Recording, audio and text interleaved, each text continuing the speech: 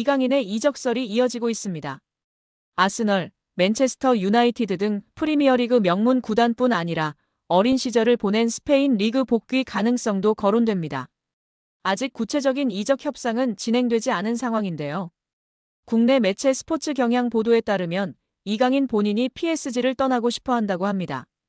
구단이 이강인이 싫어서 방출하려는 것이 아니라 선수 본인이 팀을 옮기고 싶다는 이야기를 지인들에게 하고 있다고 합니다. PSG는 세계 최고 부자 구단 중 하나입니다.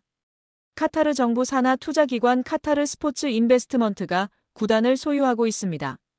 이강인 연봉도 약 100억 원 수준으로 알려져 있습니다. 이처럼 안정적인 환경을 벗어나려는 이유는 무엇일까요? 아이러니하게도 너무 안정적인 환경이 자기 발전에 더 이상 도움이 되지 않기 때문입니다. PSG는 프랑스 리그 1에서 압도적인 전력을 자랑합니다. 최근 11년 동안 9번 우승했고 선수단 전체 시장 가치는 9억 2,350만 유로 약 1조 4,800억 원으로 세계 6위입니다. PSG보다 시장가가 높은 구단은 맨체스터 시티, 레알 마드리드, 아스널, 바르셀로나, 리버풀 뿐입니다. 그러나 유럽 대항전에서는 기대에 못 미쳤습니다. 챔피언스리그 우승은 없고 최고 성적은 2019년도 시즌 준우승입니다. 두 번 더 준우승했지만 지금은 8강, 16강 정도 실력입니다. 높은 연봉과 편안한 생활 속에서 안주하면서도 한계를 절감한 리오넬 메시, 네이마르, 킬리안 음바페는 자의반 타의반으로 팀을 떠났습니다. 이강인은 2019년 20세 이하 월드컵 골든볼을 수상하며 세계 최고 유망주 중 하나로 평가받았습니다. 그런데 PSG에서 성장세는 기대에 못 미치고 있는데요. 지난 시즌 프랑스 리그 23경기에 출전해 3골 4도움을 기록했습니다. 이번 시즌에는 26경기 6골 5도움을 마크했습니다. 공격 포인트는 늘었지만 평균 출전 시간은 64분에서 54분으로 줄었습니다.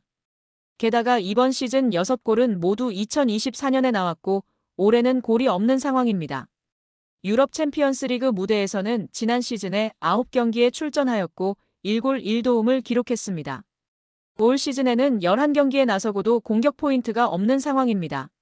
성장하기보다 오히려 정체하는 느낌인데요. 루이스 엘리케 PSG 감독은 바둑돌을 옮기듯 선수들을 운용하고 있습니다. PSG는 리그 우승과 챔피언스리그 출전이 보장된 팀입니다. 이처럼 긴장감이 떨어지는 환경에서 더 이상 성장은 어렵다는 판단이 이강인의 결별을 결심한 배경으로 보입니다. 이강인을 잘 아는 지인은 이강인이 PSG를 싫어하는 게 아니다며 다만 팀 분위기가 전투적이지 않은 건 사실이다. 이강인은 더 많이 뛰고 더 싸우면서 성장할 구단으로 가기를 원한다고 말했습니다. 이강인의 축구는 기술 중심 철학을 가진 지도자에게 더 잘 맞는다.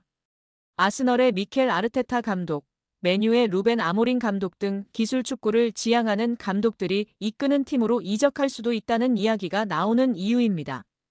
이강인은 PSG와 2028년 6월까지 계약돼 있습니다. 계약 기간도 넉넉한 데다 PSG는 굳이 이강인을 팔아야 할 이유가 없을 정도로 돈이 많습니다. 이강인의 확고한 이적 의지가 있어도 이적이 이뤄지지 못할 수도 있는데요. 이강인은 이제 어느새 24세가 됐습니다.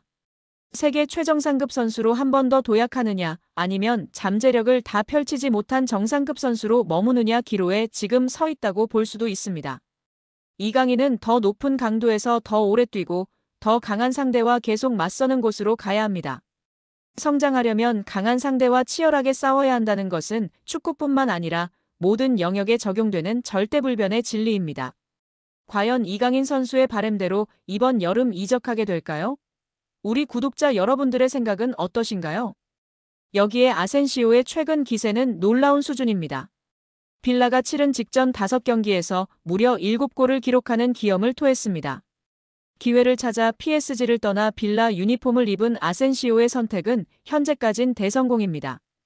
일찍이 지난 시즌 PSG 소속으로 기록한 16경기 2골 4도움을 넘어섰습니다. 이에 빌라는 아센시오와의 장기 미래를 그리고 있는데요. 영국 매체 팀토크는 보도를 통해 빌라가 여름 이적 시장을 통해 PSG 소속 아센시오를 영입하기 위해 적극적으로 나섰다. 이미 이적 협상은 진행 중이다라고 전했습니다. 매체에 따르면 빌라는 아센시오의 거취 문제를 시즌이 종료된 후 검토할 계획이었으나 눈부신 활약이 반복되자 그를 선점하겠다는 의지를 분명히 했습니다. 아센시오는 우리에게도 제법 익숙한 선수이다. 한때나마 레알 마드리드, 스페인 대표팀의 핵심 선수로 분류됐습니다.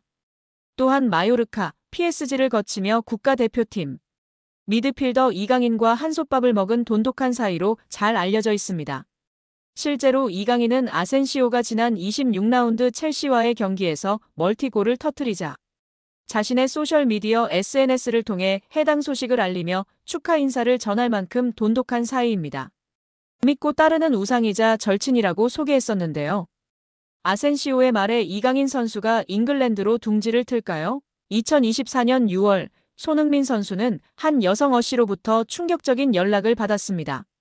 어씨는 손흥민 선수에게 당신의 아이를 임신했다며 초음파 사진을 보내왔고 이 사실을 폭로하지 않는 조건으로 3억 원을 요구했습니다. 당시 손흥민 측은 해당 사실이 언론에 알려질 경우 자신과 소속팀에 큰 피해가 갈 수 있다고 판단해 3억 원을 지급하고 비밀 유지각서를 작성하게 됩니다. 그런데 문제는 여기서 끝나지 않았습니다. 이후 어씨와 연인 관계였던 B씨가 이 사실을 알게 된 뒤 다시 손흥민 측에 연락을 합니다. 그는 이런 각서가 있다는 사실 때문에 어씨와 결혼할 수 없다고 말하며 위약벌 조항이 과도하다는 이유로 문제를 제기합니다. 처음에는 합리적인 협의처럼 들릴 수 있었지만 이후 B씨는 손흥민 측의 자료를 언론사에 넘기겠다며 7천만 원을 요구했습니다. 결국 손흥민 측은 더 이상 협박에 휘둘릴 수 없다며 이들을 고소하게 된 것입니다. 이 사건은 크게 두 부분으로 나뉩니다. 먼저 어씨가 임신을 빌미로 3억 원을 받은 1차 협박, 그리고 B씨가 비밀 유지각서를 빌미로 다시 협박을 시도한 2차 사건입니다. 법적으로 보면 어씨의 행위는 공갈죄에 해당할 수 있습니다. 공갈죄란 폭행이나 협박으로 사람을 겁먹게 하여 재산상 이익을 취득하는 경우를 말하는데요. 임신 여부나 사진의 진위 여부와 무관하게 상대가 심리적 압박을 받아 금전을 지급했다면 형사처벌이 가능합니다. 또한 어씨와 B씨가 협의했는지 여부도 중요한 쟁점입니다. 만약 둘이 협박을 공모한 사실이 드러난다면 공갈 공동정범이 되어 훨씬 무거운 처벌을 받을 수 있습니다. 현재 수사기관은 두 사람의 휴대전화를 압수해 통신 내용 등을 조사 중이며 특히 디스패치를 통해 공개된 카카오톡 대화에서는 B씨가 수십억 받아서 아파트 사주겠다고 말한 정황도 있어 공모 가능성을 배제할 수 없습니다. 그리고 또 하나의 문제.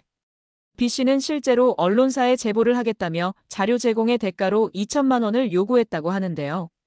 이 부분 역시 공갈미수에 해당할 수 있습니다. 실제로 돈을 받지 못했더라도 협박이 있었다면 형사처벌 대상이 되는 것이죠. 현재 어씨와 B씨 모두 구속된 상태입니다. 구속은 도주 우려 또는 증거인멸 가능성이 있을 때 내려지는 결정이므로 혐의가 곧 확정된 것은 아닙니다. 그러나 재판으로 이어질 경우 전과가 있는 B씨의 경우 더 무거운 처벌을 받을 가능성이 있습니다. 어씨 역시 친자가 아님을 알고도 협박을 했다면 죄질이 더욱 나빠져 중형이 예상됩니다. 예전 사건을 보면 배우 이병헌 씨를 협박해 50억 원을 요구했던 여성이 있었습니다. 이때 공갈미수 혐의로 구속이 됐었는데 항소심까지 가서 징역 1년에 집행유예 2년을 받았었습니다. 다만 B씨가 전과가 있어서 공모가 인정된다면 더 무거운 처벌을 받을 수도 있는 상황입니다.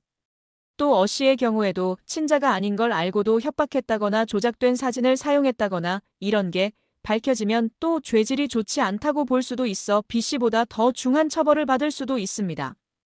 여자가 누구인지 정확한 신상 정보를 수사기관에서 공개하지 않을 전망이나 공갈 혐의로 구속을 앞두고 있어 많은 네티즌들이 그녀의 신상을 캐내려고 안달이 난 상황입니다. 현재까지 알려진 바로는 20대 모델계 종사자인 양모 씨로 알려졌으며 정확한 나이, 이름, 얼굴 사진, 인스타 정보는 확실치 않은 상황이라고 합니다. 다만 일부 커뮤니티 글들 속에서 피의자 이름이 양민이라는 사실이 언급되긴 했으나 일부 광고를 위한 가짜로 만들어낸 인스타 주소이기도 하는 등 해프닝이 발생하고 있습니다. 무엇보다 팬들이나 국민들이 분노하고 있는 것은 손흥민을 이용하여 현재 남자친구인 B씨와 함께 범행을 공모했다는 점입니다. 전 연인이었던 사람이 현재의 남자친구와 전 연인을, 그것도 유명 스포츠 국민 스타인 손흥민을 이용하고자 했다는 것입니다. 손흥민 측은 진술서에서 지난해 5월 23일 북중미 월드컵 2차 지역 예선 준비를 위해 한국에 입국했습니다. 당시 양 씨와 손흥민은 교제를 이어오던 중이었는데 5월 31일부터 다음 날까지 양 씨와 만남을 가졌다고 합니다. 6월 2일 원정 경기가 열리는 싱가포르로 떠나기 전날까지 양 씨와 만난 걸 인정한 것인데요. 이때만 해도 두 사람의 관계는 좋았던 거로 보입니다. 이를 뒷받침할 근거는 언론 보도에서 찾아볼 수 있습니다. 당시 복수의 언론은 손흥민이 공항에서 출국하는 모습을 담아 팬들에게 전달했습니다. 이때 손흥민 왼쪽 손가락에 반지를 낀 모습이 포착됐습니다. 문제는 약 한 달쯤 지나 발생하였습니다. 손흥민 측은 한 달 뒤쯤 양 씨가 임신 사실을 알렸다며 이에 손흥민은 양 씨에게 대화를 제안했지만 양 씨 측은 금전을 요구한 채 만남은 거절했다고 밝혔습니다. 이 과정에서 양 씨는 손흥민의 아이를 임신했다면서 태아 초음파 사진을 보냈고 이후 손흥민으로부터 3억 원을 뜯어냈습니다. 손흥민 측은 양 씨의 허위사실 유포가 선수와 팀에 부정적인 영향을 미칠 것을 우려해 공갈, 협박에 응할 수밖에 없었다고 밝혔습니다. 양 씨는 3억 원을 받은 후 외부에 밝히지 않겠다는 취지의 각서도 작성한 것으로 알려졌습니다. 양 씨가 손흥민에게서만 돈을 받게 된 건 아버지일 가능성이 있는 두 남성에게 모두 연락했으나 손흥민만이 양 씨의 말을 들어준 것으로 전해졌습니다. 양 씨는 실제 임신 중절 수술을 받았고 초음파 사진 역시 양 씨의 것으로 확인됐습니다. 이에 손흥민의 아이가 아니냐는 주장이 제기됐지만 임신한 양 씨도 아이 아빠가 누군지 모릅니다. 앞선 20일 연예 매체 디스패치는 양 씨와 공갈 미수 혐의를 받는 40대 남성 용 씨의 대화 내용을 공개했는데요. 공개된 대화 내용에 따르면 용 씨가 근데 너 누구 애인지 정확히 알아? 라고 묻자 양 씨는 누구 애인지 제가 어떻게 알아요? 라고 답했습니다. 이에 용 씨는 그럼 2번한테만 가든가 1번한테만 가든가 한 명한테만 갔어야지라고 말했습니다. 여기서 말하는 1번은 양 씨가 손흥민과 같은 기간의 관계를 맺은 사업가 남성으로 2번은 손흥민입니다. 손흥민은 양 씨가 자신을 만나던 시기 동시에 다른 남성도 만난 것을 모르고 있다가 양 씨와 사이가 틀어진 용 씨를 통해 알게 됐다고 매체는 전했습니다. 이런 일이 있은 후 용 씨는 양 씨와 지난 3월 손흥민 측에 언론에 임신 사실을 폭로하겠다며 또다시 7천만 원을 요구했다가 결국 공갈 미수 등의 혐의로 구속됐습니다.